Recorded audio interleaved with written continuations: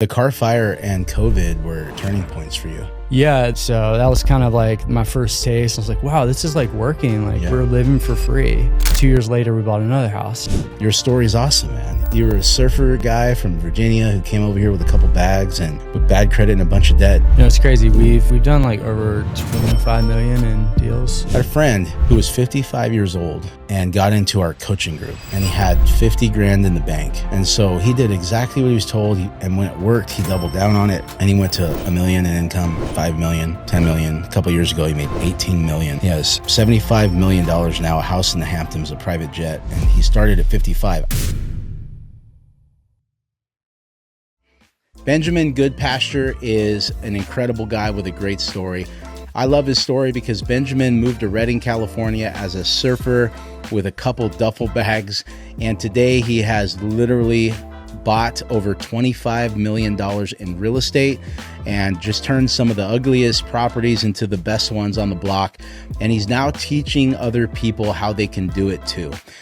This is going to be a story to help you become more resourceful. If you're someone that's like easy for that guy, he's going to show you ways that not only you can beat that belief system, but creative ways that you can get into real estate and create legacy wealth and put your family in a position where you don't have to depend on the day-to-day anymore. There's a ton of tactics here, inspiring stories, and I hope you guys love this episode. Please make sure to like, subscribe, and download this podcast. This is going to help me get more guests and help messages like this get out to people that I know they need to hear. Benjamin Goodpasture.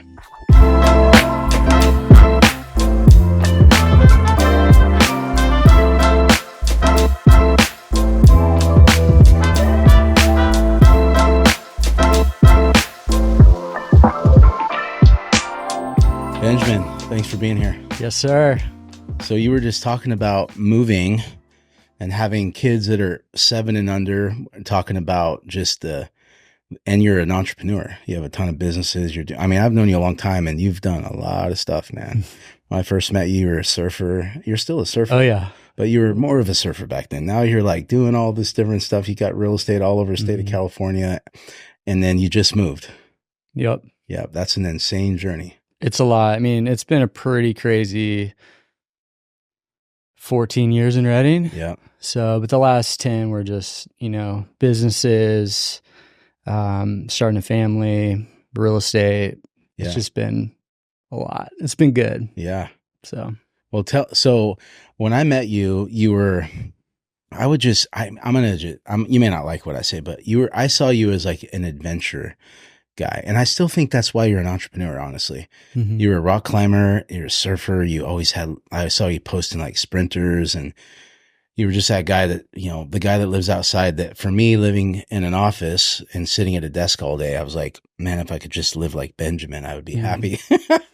and we were doing some business together, and you were buying real estate early on, but like in the last 10 years, you really made a shift, and I would love to hear like what happened, because when I was talking with you, you were a contractor. You knew how to do a lot of the work. You knew how to identify value, and you were acquiring for yourself. But then at some point, it seems like you made a decision to go all in. And I've never heard that story. I'd love to hear how that happened, and we'll catch up with where you're at today. Yeah. So, I'm from Virginia. Okay. Grew up on a farm. My dad was a contractor.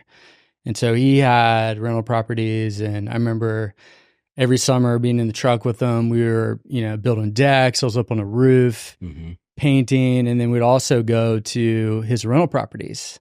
He would work on them and all that stuff. I mean, he was a very much hands-on landlord. So you were getting exposed to that at a young age. Yeah. Okay. Yeah. I never thought I would own real estate. It wasn't like something I was like, oh, I want to own real estate. Sure.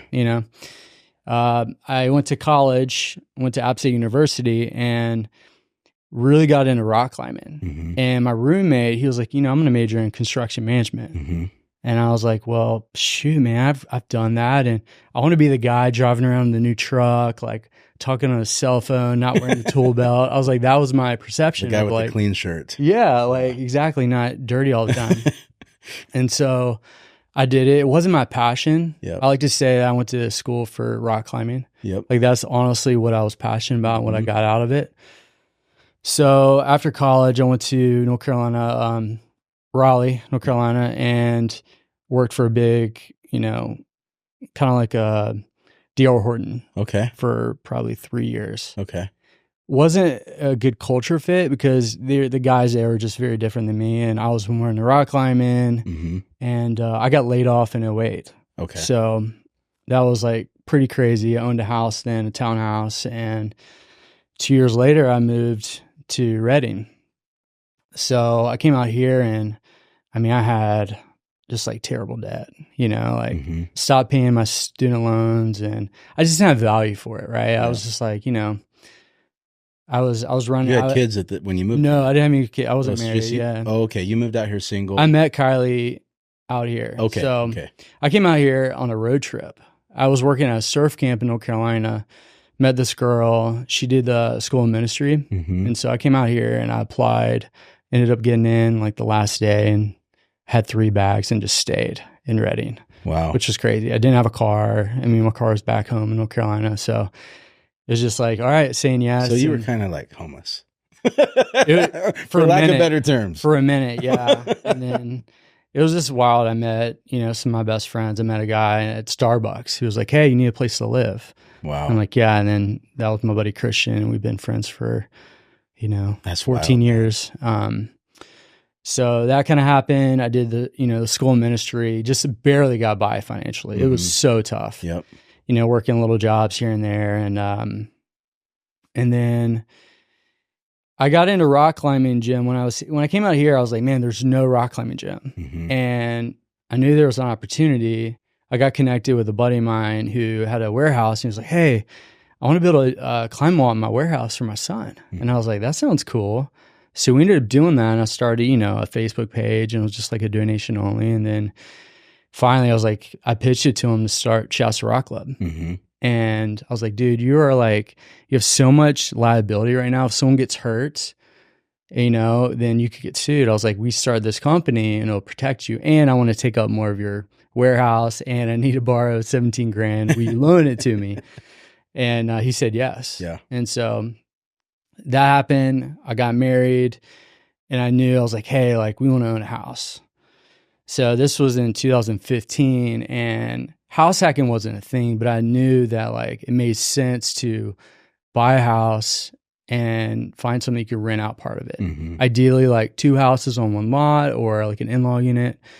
So, but the thing got in the way was my credit. I went to go, Jason O'Dell, he was working for you, right? Yeah. And so, went to see him, and it was cool because it actually I didn't realize I had all the shame around it. I saw my credit score was bad. Yep. He's like, hey, this is what you got to do. And he's like, go get a credit card and start like putting, a tank of gas on every month and pay it off. I couldn't even get a credit card. I had to get a secure card, $300 down, and that was my limit. Yep. So that was a start, and then we found this cool house that, what I thought was so expensive at the time. It was like $200-some thousand, and it was 2 units. Yep. And we got it, and it was cool because I pitched it to my father-in-law. I was like, hey, like I'm going to Airbnb the upstairs, and we're going to live in this like 1-bedroom tiny house, and the upstairs is a 3-2, and that was when Airbnb was just starting. Pretty much. Right. Yeah, it wasn't that big. Yeah. And so he was like, yeah, he loaned me 24 grand for the down payment, and you can get a gift from a family member. So it was a gift, and it was an FHA loan, 3% down. And we used that for the down and to furnish and renovate the upstairs. And that's kind of how it started. And it was great because the income from the upstairs paid our mortgage, paid our bills, and it paid the $1,000 a month payment for my father-in-law. So that was kind of like my first taste. I was like, wow, this is like working. Like we're living for free. And, as soon as I paid him back, we were making money.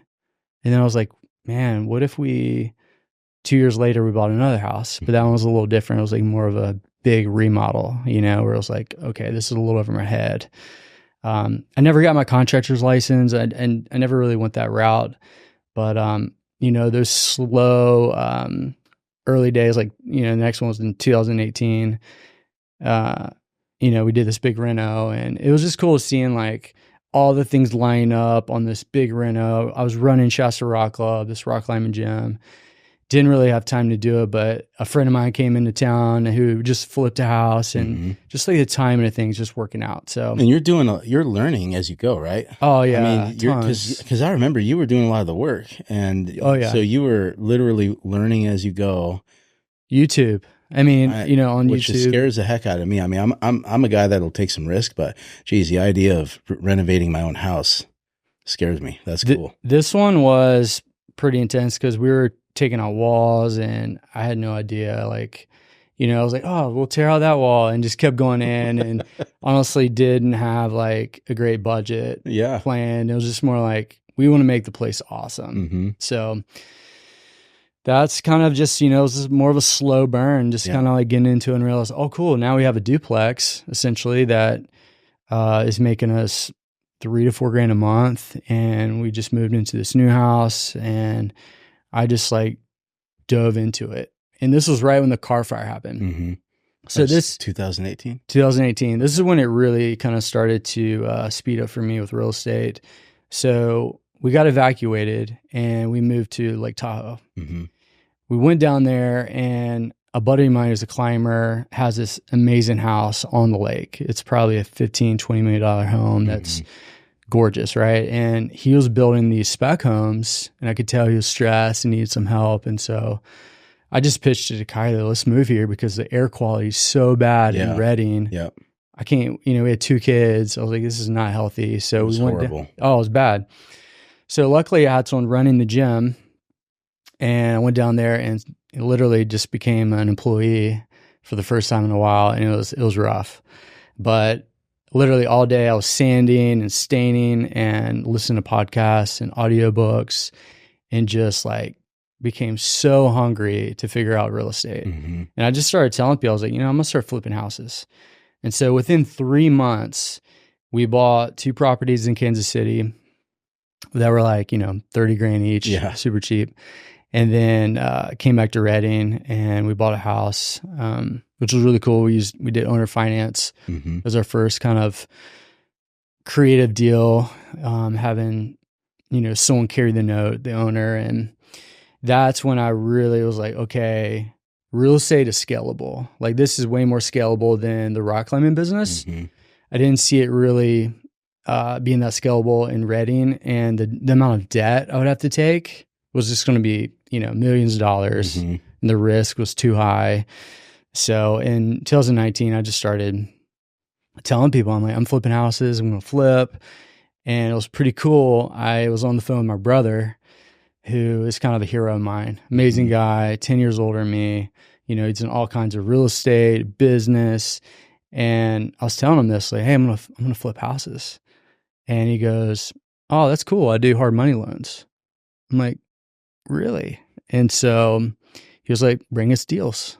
And so we started bringing him deals, and we did our first flip in 2019. And that's when hopefully he gave you the brother discount on this hard money. Well, there's 2 types of brothers. One brother helps you out and gives you a discount. The other brother charges you extra. Yeah. No, he was more like in the middle. It's him and his partner. That's cool. So they both kind of use their capital together to lend. And for those that are listening, a hard money loan is a private investor, and the benefit is you can buy properties with cash, which gives you a more aggressive offer, but it also allows you to buy properties that are distressed, that you couldn't get a traditional loan for because it's in bad condition. Right? Yeah. And, a cash offer is always more attractive. So you can all, beat out other offers. Often. So that first flip, we did really great. It was like maybe a 30 or 40K profit, and just kind of creating some momentum. And then that was like right in 2020 when, COVID happened. Right. And so I was thinking, I'm going to get my real estate license. I bought all the books, and then I bought another flip, and then another flip. And I think it was an apartment complex was my first kind of like multifamily. I was like, man, I don't have time for studying. And I'm also running the gym, except that we had to close it for 2 months during COVID. And so it was very uncertain. And, but yeah, so we just flip these houses because I couldn't really work at the gym. Yep. And I was like, I got to sell this thing. So that was kind of a side thing of like, I need to sell this so I can go all in with real estate. And started searching for, potential buyers and that whole thing. And I mean, just learned so much that year with real estate. I mean, it was just crazy, like, especially that 5 unit. I mean, it was the worst house on the street. I mean, house and apartment. Yep. And I'm talking like. Was that the plaster project? That was the plaster one. Okay. Yeah. So the car fire and COVID were turning points for you. Yeah. Massive. This is where what was a tragedy ended up becoming something that kind of created a pause for you and kind of allowed you to shift. And that's very interesting. Yeah. Like a disruptor, like came in and kind of, the whole thing with having to shut down, I had to do this multiple times with the Rock Lemon Gym, like shutting it down.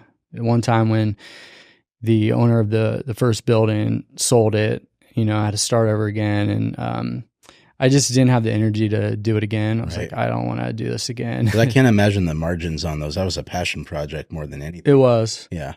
Yeah, it was a passion project. I didn't even think I could sell it. And so the fact that we sold it was just a miracle. Yeah. And I also started an Airbnb management company that year. And we sold that. And so really 2021 was my first year full-time in real estate. Okay. And that's when we were flipping and doing the BRRRR method, which is it's like flipping a house. You buy it cash with hard money, and instead of selling it, you refinance and put it in your rental portfolio. Yep. So I realized like that is an amazing strategy. And I mean, I hear that so much because I have a lot of friends that have doors and properties, and when I was flipping properties early in my career, they always told me like, "Hey, that's cool, but you really should keep them." Yeah. You should try to keep real estate, and that's what I tell all my clients now. I'm like, when they're, should we sell our house to buy the next one or should we keep them? Like, man, if you can keep real estate, I will tell you the only regret I have with real estate is selling. It is, but I think it also depends on where you're at in the journey. I remember we sold our second home, but the cool thing about that was, we paid off like $100,000 in debt. Yeah. It was like the first time we were debt free, no student loans, no credit card, debt. And it was just like that momentum. And I think I think there's times to sell to like level up, kind of like Monopoly, yes. right? Trading that house for an apartment or a hotel. Obviously the tax benefits there are pretty great. But some properties aren't great to keep as a rental anyway. I mean, if you have a really nice house, it may not be the best home to keep as a rental property. Yeah. So I definitely think there's exceptions to the rule. Yep. But I'll tell you, in 22 years of working with property flippers, I never saw a lot of property flippers that accumulated wealth and it was sustainable. Yeah. It seemed like they were on a hamster wheel. And the people that I saw that did well, they kept a lot of properties. Yeah. It is. I mean, it is a job. It's full on a job, flipping, wholesaling, that stuff. I mean, I do think it's a great way to generate income and learn a lot. You learn a ton because that's the add value. When you buy something that has all this deferred maintenance, the worst house on the best, neighborhood, that's how you get that big equity gain. That's how you profit. And most people are scared of those homes or those apartments because they're just like, need so much work. Yep. So yep. No, I agree. I think for you, getting out of debt and then creating capital and I think, I know you would agree with me, the experience and the knowledge you've gotten in the last 10 years is more valuable than anything. Oh, 100%. Because people could take away everything you have and you could repeat it in a very short amount of time because of what you've learned. Yeah. I don't know if you ever heard people ask this question, like, would you rather take all the knowledge you have now and go back to 10 years old or be given, I think maybe fast forward to like 50 and be given 10 million. And I always think like I would choose like, obviously I don't want to like lose my family or anything like that or that to change. Yeah. But going back to age 10 with the knowledge I have now, to me sounds so much more enticing because of like having that time and that knowledge. Mm-hmm. Dude, I wouldn't go to school. I'd be buying real estate at 10 years old. And I think that's probably why you have an apprentice program and you're doing so many courses right now, right? Is because I think you and I are doing the same thing in a lot of ways, where we're trying to teach people like what they can do. Yeah. Because our world is crazy and our government is crazy and the dollar is not stable, and you don't really have to go to college anymore. And a lot of people just have these funky belief system. The podcast I did with my friend Brian, he was telling me how his dad wanted him to be a CPA. He graduated college. He went and got a job for 42 grand a year. Yeah. With a pretty significant degree. And his roommate at the time, back in 2008, told him he bought a brand new truck and said, I made 65 grand last month. And he quit that week and became a loan officer. And then he was kind of skipped forward to the last 3 years, and just realizing that even though he had kind of went away from the mold his parents had for him, he had found himself in his own mold. Yeah. He's doing the thing that he, get in a sales job, make commission, buy real estate, buy stocks, create wealth, so that one day, and now he just walked away from that whole thing, and he's doing this energy company I was telling you about. Oh, yeah. So it was really interesting that even though he thought he was getting out of the mold from his father, he kind of created his own mold. And I think that those are some of the belief systems a lot of the people you and I run with have.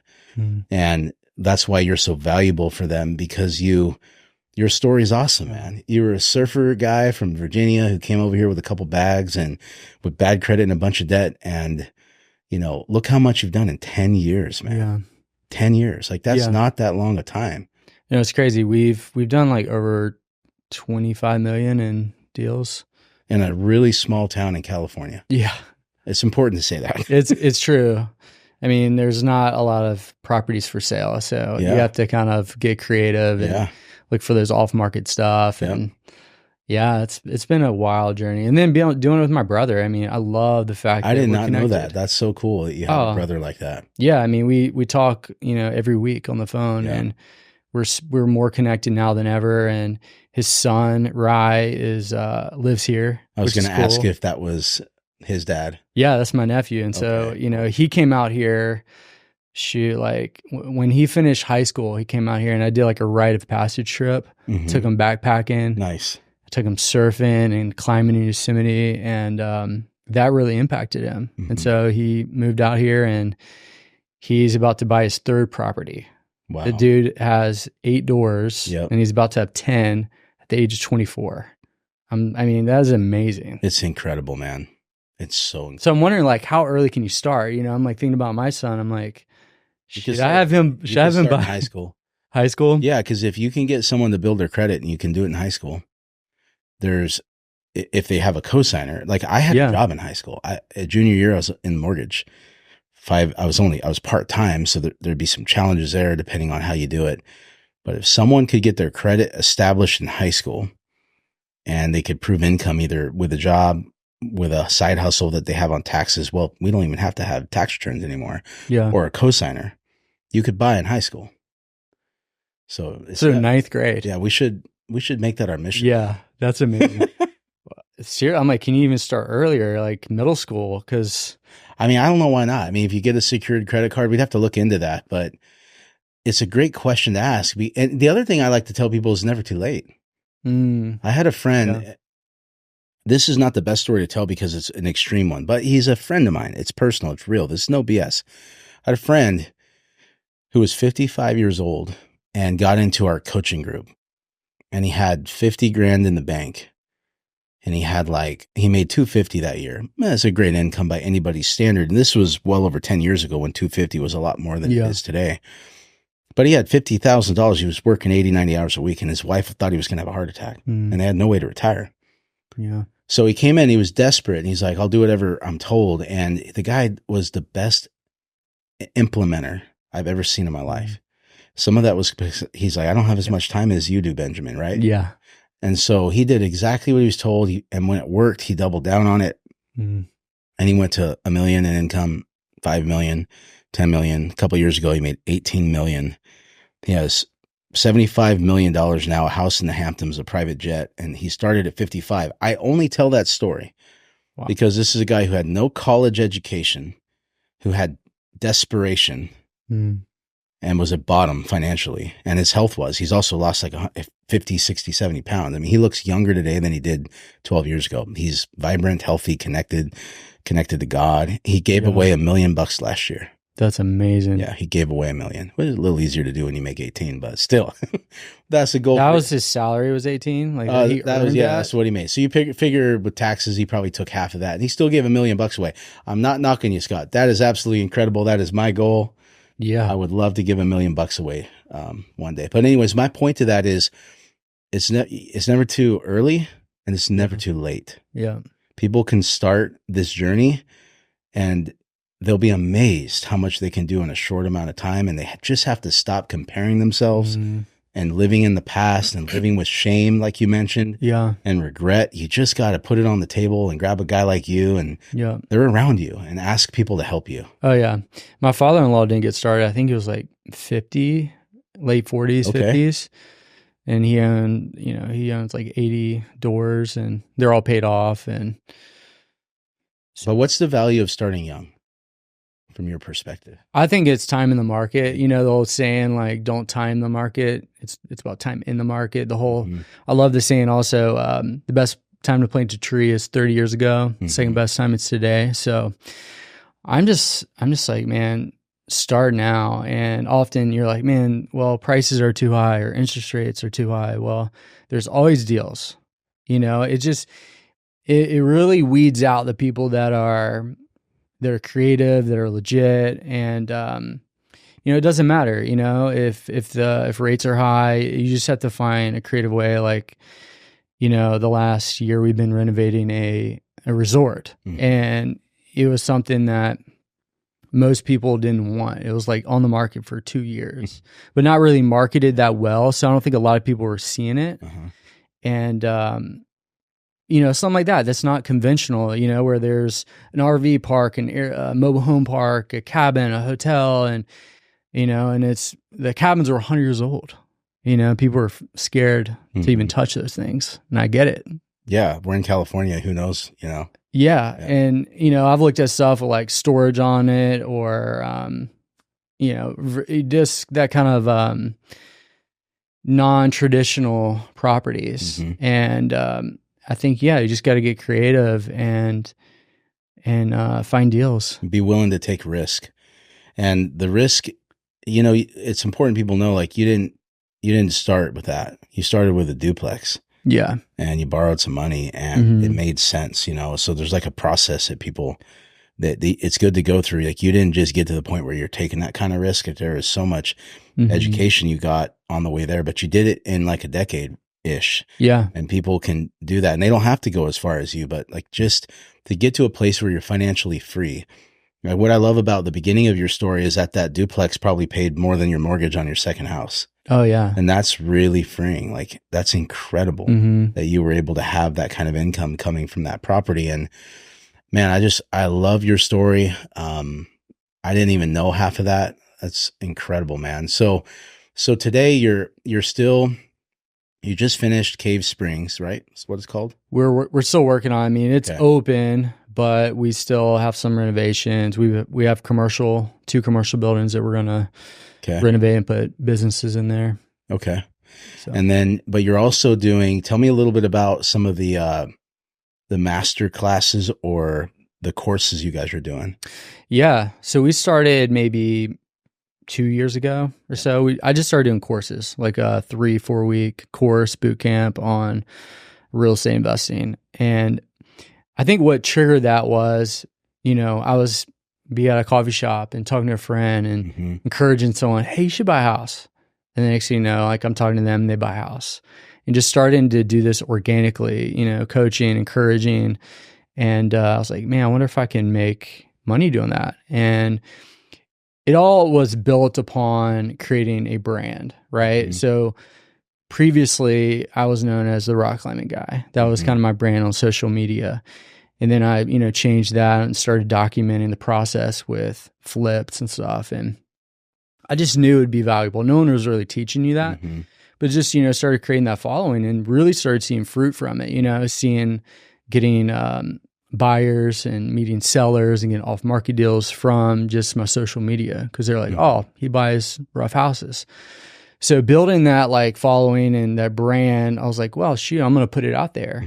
And, so, started small, having like maybe 12 people in the class and did a few of those, and then realized like, oh, I want to do this for a longer period of time. So we created a mentorship, and that's been really fun. And this is our third or fourth one. Yeah. And, it's great. It's awesome seeing people that are getting breakthrough. They're buying houses. I've had people, buy multiple homes and rentals in 1 year from it. And so it's great. It's fun to be able to share the knowledge and the blood, sweat, and tears that I've gone through. It's not like in vain, to be able to share that with people has been pretty awesome. That's cool, man. So what advice would you brought up buying real estate, the prices, the rates, and you even said in your own story when you bought that duplex, you thought the price was high. Yeah. I remember a real estate agent, this is probably 15 years ago in Chico. He was like, real estate's always a good deal 5 years from now, and I think right now in 2024, we have higher rates. We have prices did not come down. And so people that have been on the fence, they're looking at the market, and I think they're trying to make this decision of the lesser of all evils. Like, do we continue to rent and wait for rates to come down, or prices to come down? Yeah. And, I think a lot more people are educated now that prices didn't come down with rates going from 3 to 8%. In fact, they went up in most areas. So that's something to pay attention to. Yeah. Right. And now and when rates came down just a little bit in the beginning of this year, end of last year, every 1% rates come down, 100,000 more people enter the market. Wow. And so in order for prices to come down, there has to be more supply or less demand. Yeah. And if people are following what's going on, like, it seems highly unlikely, unless we were to have some sort of a black swan event that nobody expected. So I think right now what people have to realize is waiting for rates to come down, it seems like the worst option. Yeah. And I hate to say that, because to be honest with you, I kind of wish prices would have come down. And I'm sure it's in some degree you do too, because it would have created more opportunities for everybody, including us, Yeah. I mean, there's probably a lot of way more deals you passed on than you bought last year, right? Oh, yeah. And so, but that didn't happen, and we cannot control that. Yeah. And so I think what people, and I'd love to hear your thoughts on this, but this is my thought.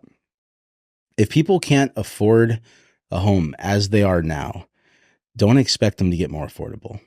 Instead, find a way to raise your income so that you can afford a house. And I really see that as like the only option. That's the advice we're giving a lot of people right now. There's people that can afford homes right now. There's a lot of people that can't. Yeah. And so we're really telling them like, hey, I mean, your course would be a great way for them to find a way to raise their income. Yeah. So what are your thoughts on that? No, I think it's spot on. I mean, one of those ways is house hacking, right? Yeah. And that's either, it could be looked at two ways. You're raising your income, but you're also decreasing your expenses. Yep. And so people are often like, man, I'm going to stop drinking that latte every day, but that's really not moving the needle that much. Yeah. It might be saving $300 a month, but your rent or your mortgage, you're talking $1,200 to $3,000 a month. If you could save that, that's significant, right? And you're also learning how to manage a rental property. Yeah. So it's like the lessons you learn. You're learning how to run a business. Yeah. You're learning how to manage cash flow. Yeah. If it's an Airbnb, you're learning the slow months that you got to save for. You're looking at the peak months and how to prepare and, save. So I love that, like what it does in you, like you said, but yeah, I think that's, far as back to what you're saying, far as, don't worry about rates, worry about increasing your income. I think that's everything, that, and like, can you decrease your expenses through housing? Yeah, and decreasing expenses in all the other areas too. I'm a big fan of a personal family budget, but I'm sure you would agree, like that's only going to take you so far. Yeah. Like you've got to figure out how to make more money right now. And well, dude, thank you so much. This is going to be so good for people to hear it. And I'll put a link in the description to your courses, and people can figure out how to get set up with that. And man, I've known you for a long time. We have never had a conversation like this. Yeah. I just got a lot of your story. I didn't know. I'm so sorry, but I'm glad we got to do it here for everyone to hear. And I really appreciate you, bro. Hey, man, so much respect. You're, sorry, I got a sore throat. You are like the guy in Redding that I always tell, like, hey, Chris Lamb, I just love how like you've built such a solid brand, and not just that, just reputation. Thank you. Like people know you, and they know you for like your integrity, your kindness, generosity. And I don't know, man, I feel like your name is so valuable, and you've done a great job of like building that name, that legacy that is solid. Thanks. And so good job. Oh, I appreciate that, man. Obviously you're not talking to enough people, because if you ask a few more, you'll probably get some out there. I'm just kidding. But no, man, well, if you don't have any haters, then you're not doing something right, true, right? Yeah, no, I appreciate you saying that. I'll tell you, man, the biggest thing for me is the community that we live in. Yeah. I mean, people ask me all the time, why haven't you moved out of California? I have people all over the country, and they're telling me how much better they're doing in all these areas. I'm like, if you only knew Benjamin Goodpasture, if you only knew all the people you and I could name, like, yeah, the people here, I feel so fortunate, man. Yeah. Like, the community here is a bizarre deal. It is. That's what has kept me here. I mean, I would love to live by the ocean and surf every day. There's a lot of places to live that would be really cool. Yeah. But I just don't know if I could ever replicate the community here. So yeah, it is. And it's cool because I feel like with Redding, it's like the Wild West, like meaning there's opportunity. Like you and me, we all have a role to play to make our city better. Yeah. Like San Diego, I don't know. I mean, I'm sure there's opportunity, but I feel like there's so much that's already done in like bigger cities, San Francisco, Sacramento. I love Redding because I feel like we're on the verge of this breakthrough. Yeah. You know, and our area is just amazing. Our city, just all the outdoors, and that's exciting. Like I want to be a part of that story. Yeah. And we are, man. You know, we're part of creating that narrative. You and I are large shareholders in the startup Redding. Yeah. And I never thought about it like that, but that's really like this thing that we all have is like, we all know that like there's something happening here, and the world is starting to catch on to it. And we're on the front end of it. We were early adopters of it. So and that's why I don't want to leave early, because I'm like, I don't want to miss out on living in the actual, like the fruit, if you will, of it. Like when things get developed and there's these awesome places to eat and go to. And I'm excited for it. A few more flights. A few more flights would be nice. That would help make me want to like have a San Diego home. If you could just get on a plane and go directly there, that would be amazing. Yep. Let's get that. Or even Santa Cruz. I'm good for a little flight there. Yeah. So. Well, I appreciate you, bro. Thank you. Yeah. It's fun hanging out.